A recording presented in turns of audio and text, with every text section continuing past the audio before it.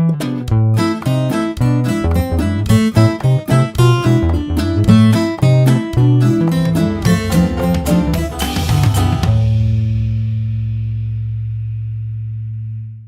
nombre es Ana Urquiola, soy docente del INPI ya hace 6 años.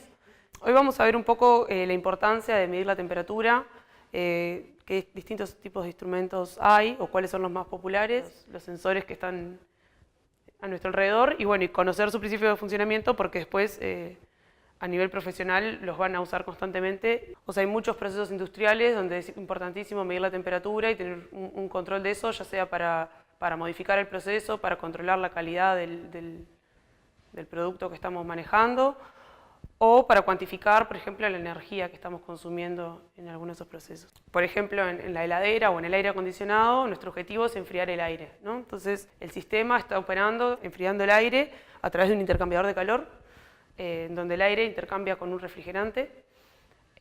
Usualmente el refrigerante va por dentro de unos tubos y por fuera el aire circula y el sistema opera hasta alcanzar la temperatura de aire deseada. Una vez que alcanzamos esa temperatura, que el sensor sensa la temperatura, corta el sistema.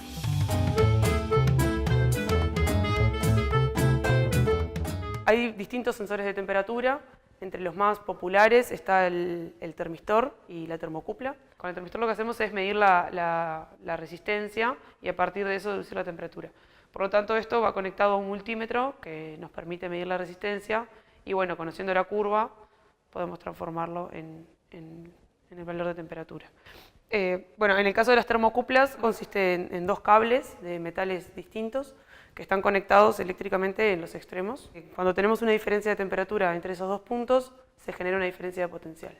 Entonces, pudiendo medir la diferencia de potencial y conociendo la temperatura en uno de los extremos, podemos deducir la temperatura del otro extremo. Lo que se hace es conectarlas a un data logger, que es esta cajita, donde acá tenemos lo que sería la juntura de referencia y esto luego va conectado a la computadora y con un software adecuado se traduce directamente en datos de temperatura.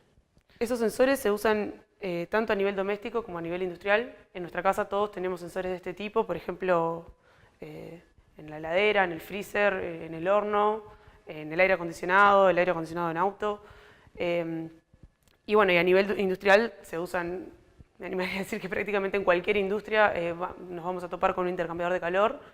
Hay muchos tipos distintos, pero lo importante es que en realidad controlar la temperatura o conocer la temperatura para operar un sistema es algo sumamente usual y que está en todos lados. Tanto una heladera como un equipo de aire acondicionado tienen intercambiadores de calor. Un intercambiador de calor es un equipo para intercambiar calor entre 2 fluidos, usualmente separados por una superficie. Y el objetivo, bueno, es o enfriar uno de ellos o calentar uno de ellos, o en muchos casos el objetivo pueden ser ambos simultáneamente. Hay distintas geometrías de intercambiadores de calor. Los intercambiadores más sencillos son los de tubo en tubo.